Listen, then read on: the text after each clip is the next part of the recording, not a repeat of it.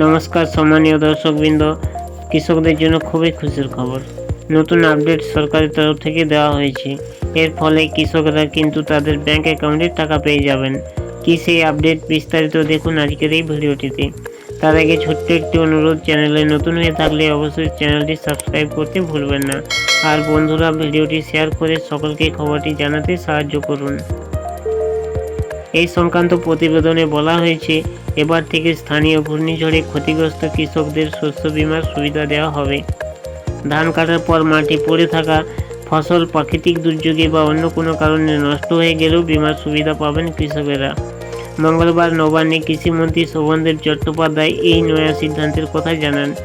এছাড়া বাংলা শস্য বীমা কৃষিকাজে ব্যবহৃত যন্ত্রপাতি নিয়ে ওঙ্কার সিং মিনা সহ দপ্তরের আধিকারিকদের সঙ্গে বৈঠক করেন। এই বৈঠকে মুখ্যমন্ত্রী সচিবালয়ে আসা কৃষকদের অভিযোগ নিষ্পত্তি করার জন্য কড়া নির্দেশ দিয়েছেন কৃষিমন্ত্রী। এদিন তিনি বলেন, বিভিন্ন সময়ে ছোট এলাকা জুড়ে হঠাৎ করে ঘূর্ণিঝড় হয়, তাতে প্রচুর পরিমাণ ফসল নষ্ট হয়ে যায়। এই পরিস্থিতিতে ক্ষতিগ্রস্ত কৃষকদের সুবিধা দেওয়া হবে।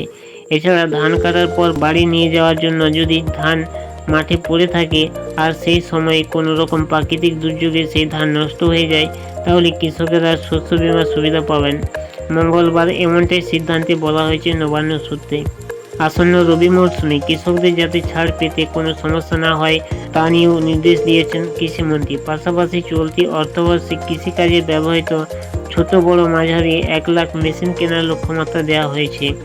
যারা এই ধরনের মেশিন কিনবেন তাদের সরকার থেকে 50 থেকে 80% ভর্তুকি দেওয়া হবে বলে জানানো হয়েছে। এবার বরাদ্দ বাড়ানো হয়েছে বলে জানান কৃষিমন্ত্রী। ভর্তুকি দেওয়ার জন্য এবার বরাদ্দ 250 কোটি টাকা। এতদিন পর্যন্ত মুখ্যমন্ত্রী সচিবালয়ে কৃষকদের যত অভিযোগ জমা পড়েছে সেগুলি আগামী 7 দিনের মধ্যে নিষ্পত্তি করতে হবে বলে কড়া নির্দেশ দিয়েছেন শোভনদেব চট্টোপাধ্যায়। শুধু নিষ্পত্তি করলেই হবে না, যেসব অভিযোগ ভিত্তিহীন বলে আধিকারিকদের মনে হবে সেগুলো কেন ভিত্তিহীন তা তথ্য প্রমাণ সহ দপ্তরে দাখিল করার নির্দেশ দেওয়া হয়েছে বলে জানা গেছে। অন্যদিকে ইতিমধ্যে আজ থেকেই অন্যান্য রাজ্যে আলু যাওয়ার ছাড়পত্র দিয়েছেন মুখ্যমন্ত্রী। এতদিন আলু বাইরে যাওয়া নিয়ে সমস্যা হচ্ছিল, উড়িষ্যার সঙ্গে সমস্যা চলছিল। আমাদের বর্ডারে তো এবার থেকে সেই আলু যাওয়ার পারমিশন যেটা মুখ্যমন্ত্রী দিয়েছেন। তবে সেক্ষেত্রে কত দামে বাজারে আলু বিক্রি করতে হচ্ছে সেদিকে নজর রাখা হবে বলে জানিয়েছেন মুখ্যমন্ত্রী মমতা বন্দ্যোপাধ্যায়।